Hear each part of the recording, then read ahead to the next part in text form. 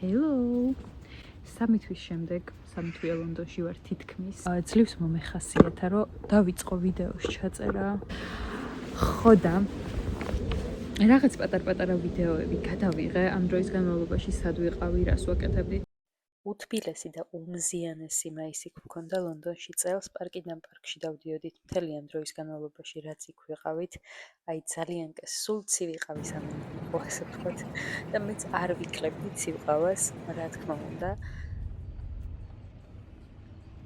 ჯერ კიდე თბილისში ყოფნისას ინსტაგრამი აქტიურად მიგდებდა აი ამ კაფის ვიდეოებს და ფოტოებს და ზუსტად ვიცოდი, რომ ლონდონში რო ჩავიდოდი პრადას კაფეს, პოპ-აპ კაფეს აუცილებლად ვესტუმრებოდი, ისეთი ფერადოვნება იყო ხოლმე ყველა ვიდეოში და ნახეთ რა ლამაზია ამ ტონის მწვანეზე გიჟდები ძალიან მომწონს და როგორი შესაფერისი მაისური მოცვია შემთხვევით.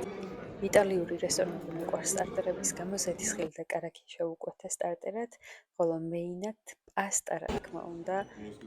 ჩემი დესერტი ტირამისუ იყო გემრიელესი, მოლოდინს ყოველად გადააჭარბა, იმიტომ რომ ეს მხოლოდ ვიზუალი არ იყო მეგობრებო, ძალიან გემრიელი იყო, იმდენად გემრიელი, რომ სახლშიც წავიღე. მალევე წავედი, რა თქმა უნდა, ჩემს საყვარელ Fortnum & Masonში, ვინც ადევნებთ ჩემ ვიდეოებს თვალს იცით, რომ ეს ადგილი ძალიან მიყვარს, მაგრამ ამჯერად რაღაც სულ სხვანაირი იერსახის დამხვდა. ჭურჭელი, აი ეს მეორე სართული, ვისაც Fortnum & Masonis ვიდეო გაქვთ ნახე და გახსოვთ გემახსოვრებათ და ამჯერად რაღაც უფრო მოდერნისტული იყო ვიდრე ბრიტანული, როგორც ეს ადრე და რაღაცა ამ ხასიათში ცოტა დამაკლდა სიმართლე რო გითხრათ, იმიტომ რომ რაღაცა ძველი ვაიბები უფრო მომწონდა ვიდრე ასეთი, თუმცა ნუ რა თქმა უნდა ულამაზესი იყო ეს ჭურჭელი, ყველაფერი ძალიან მომეწონა, განსაკუთრებით ეს ჩაითნები და ჩაის აქსესუარები, რძის ასადებებელი, ტორტის დასადგამი, ყველაფერი აი მთელი ეს კომპლექტი ძალიან მომეწონა, განსაკუთრებით ვარდისფერი ფერის. მაგრამ ნუ ხო ადრე ცოტა სხვანაირი იყო ჭურჭლის სართული, მეორე სართული, მაგრამ ამასაც არ აუშავს. მე ჩაისთვის მოვედი Fortnum & Masonში და პრინციპში რაც მინდოდა ყველაფერი ვიყიდე.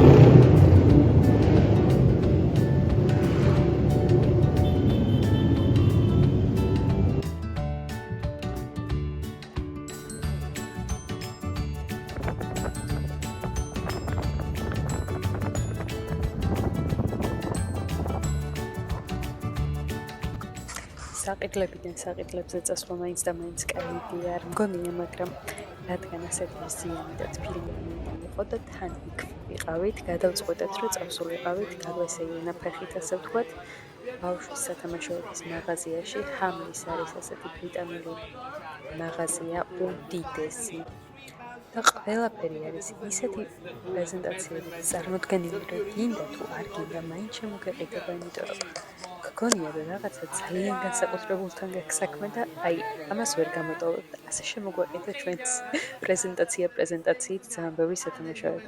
დაგათვალიერებინებთ რა იყიდება ჰამლში, რომელიც მსოფლიოში ძალიან ცნობილი მაღაზია არის. გაფასებია იმასაც გაჩვენებთ, მშობლებს ალბათ დაგაინტერესებთ მაინც შედარებისთვის და ასევე ინსპირაციისთვის. ეს სათამაშო ძალიან საყვარელი იყო, ესე ამედიოდნენ. ეს რაღაცები რა არის, არც ვიცი. თევზი აშკარად არის. ფიშები ყოფილან, თევზები ყოფილან. მაგრამ თევზებით არ გამოიყურებოდნენ, ეს მაგნეტური მანქანებით ძალიან მაგარი არის, ბავშვები მაგრად ერთობიან ეგეთი რაღაცებით და მოკლედ აი ყველაფერი როგორც ხედავთ ადამიანებით განან და პრეზენტაციას აკეთებენ იქვე, სადაც იყიდება რაღაც კონკრეტული სათამაშო და აი დიდებიც ისევ ერთობით ასეთ ადგილზე, აი ბავშვები ხო წარმოგიდგენიათ რა ბედნიერები არიან ეს სკუტერები ისე ფასისთვის. გადავიდე ასეთი რაღაცები, ვფიქრობ, რომ საინტერესო იქნება. და რა ვიცი, თუ მოხვდებით ლონდონში, ვინც მიყურებთ და ხართ ლონდონში, აუცილებლად უნდა ესტუმროთ ამ მაღაზიას.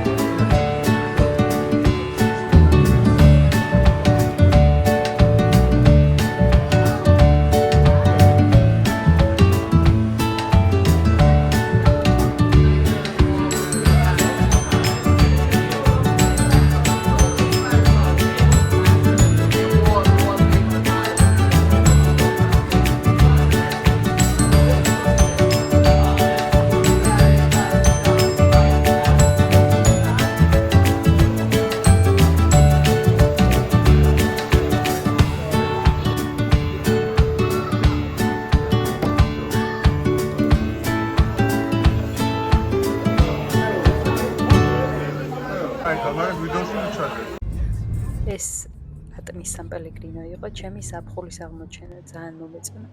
ისე როგორ იქნებოდა, რომ არ მინახა ჩემი თვალით 555 ლარიანი ნესვი, რომელიც ჰაროცის ფუტჰოლში იყიდებოდა. და თან ძალიან მეყვარს ჰაროცის ფუტჰოლი, რა აქვს ჩემი დასაწუნი პრინციპში, ან ვინმეს დასაწუნი.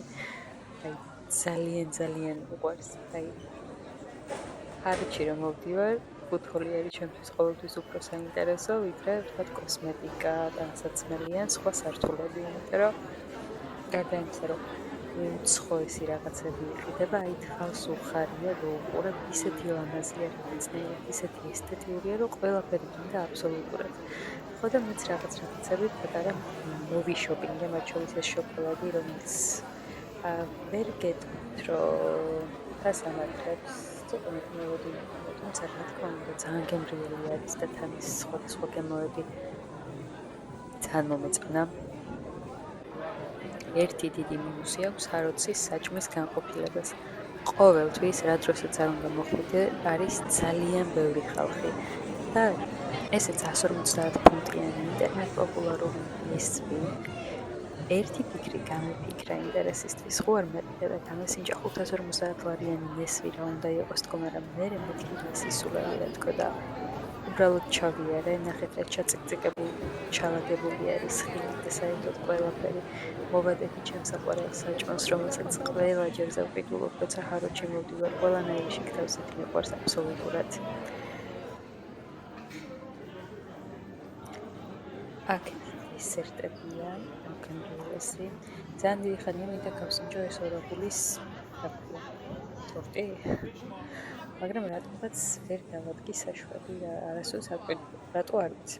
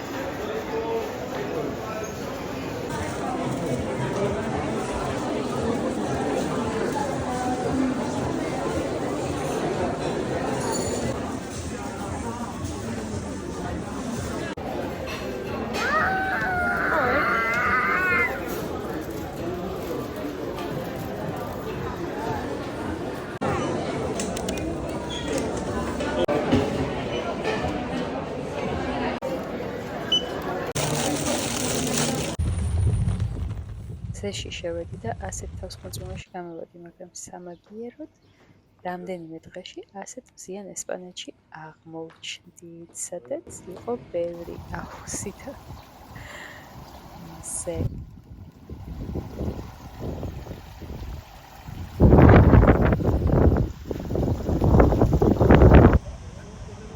და ნუ რა თქმა უნდა, ცივი ყავის გარეშე არ გამოვედა სვენება და მზე დაიგონდები.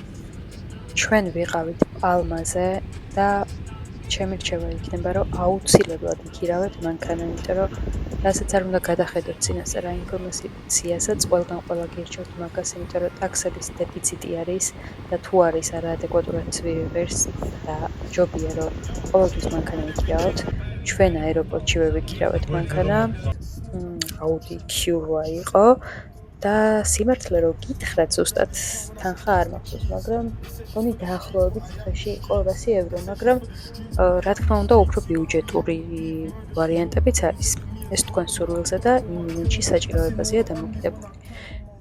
ჩვენ გაჩერებულები ვიყავით ავტოგრაფ კოლექშენში და ცოტა წყნარ მხარესი იყო ჩვენი სასტუმრო. ძალიან საყვარელი სოფლები იყო ირგვლივ, ცენტრალური მხარე არ იყო და მე პირადად ეგეთი ადგილები უფრო მიყვარს, უფრო ლოკალური და ასე შემდეგ.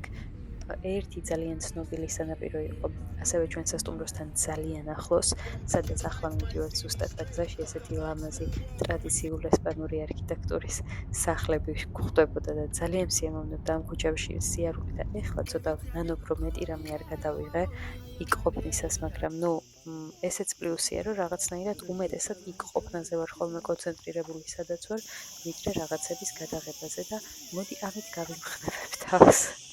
რომ ბევრი რამე არ მაქვს გადაღებული. ნახეთ რა ლამაზი ადგილია. ჩვენ ცოტა საღამოს მოვედით, იმიტომ რომ ბავშვთან ერთად ვართ და დღის განმავლობაში ძალიან სიცხეში, ესე გარეთ არ დავდიოდით, ვიყავით სასტუმროში, აუზზე და ასე შემდეგ. საღამოს გავდიოდით ხოლმე ადგილების დასაფლავებლად, იქნებოდა ეს შემოგარენი თუ ცენტრალური ქუჩები. ეს არის ერთ-ერთი პატარა სოფელი ჩვენ სასტუმროსთან ძალიან ახლოს და აი ისეთი კარგი აურა იყო, ესეთი ღია იტალიური კაფეები, აი ძალიან კარგი. ეს არის ჩვენი სასტუმროს ეზო, გოლფ რეზორტი არის და შესაბამისად უზარმაზარი ეზო ქონდა და სამწუხაროდ გოლფის გაკვეთილების აღება ვერ მოვასწარით. 7 ესპანური დღის შემდეგ ვჩდებით უკვე ლონდონ სიტი აეროპორტში. ლონდონ სიტი აეროპორტი არის ეს კონკრეტული მსოფლიოში ერთ-ერთი ყველაზე რთულად დასაჯდომი აეროპორტი, ასე ვთქვათ, თვითმფრინავისთვის, იმიტომ რომ ქალაქში ჩდება და მაღალი შენობები არის ძალიან ახლოს დასაფრენ ბილიკთან, ასევე ბილიკი არის ძალიან მოკლე. აი ხედავთ ხო, აქ უკვე შენობებიც რა ახლოს არის და თითქმის უკვე ჩდება თვითმფრინავი რანვეიზე. აი უყურეთ, აი ძალიან მაგარია. და აქ განსაკუთრებული სერტიფიკატი ჭირდება პილოტს, რომ იფრინოს ლონდონ სიტი აეროპორტში, იმიტომ რომ ანუ განსაკუთრებული ტრეინინგები ჭირდება, ასე ვთქვათ, აქ დაჯდომას და ასე შემდეგ. კვალიფიკაცია ესაჭიროება სხვა, ასე ვთქვათ. ხო და ძალიან მაგარი აეროპორტია, სხვათა შორის მე ფრენასთან ძალიან მაგრად ვერ ვარ, მაგრამ ამ ბოლო დროს ცოტა ვმუშაობ მაგ საკითხზე და თავიდან ცოტა დაძაბული ვიყავი, მაგრამ ამ აეროპორტიდან რომ უნდა მიფრინა ამ კონკრეტული აეროპორტიდან. მაგრამ არაჩვეულებრივი გამოცდილება იყო თან პატარა რო დასაფრენი ბილიკი და დიდი ხანი არ დაგორავს თვითმფრინავი, სანამ აფრინდება და რო დაფრინდება და კიდე ერთი საათი პარკირებას უნდება ხოლმე, ეგ დისკომფორტიც არ იყო და აი ძალიან კაი გამოცდილება იყო ლონდონ სიტი აეროპორტიდან გაფრენა. აქ უკვე ჰითროუს აეროპორტში ვარ 1 თვის შემდეგ და ბრუნდები თბილისში. რა ამის პასუხია და გამოიწერეთ ჩემი Instagram გვერდი, სადაც ძალიან აქტიურად გადავწყვიტე დავდო სახლური, გემრიელი და მარტივი რეცეპტები.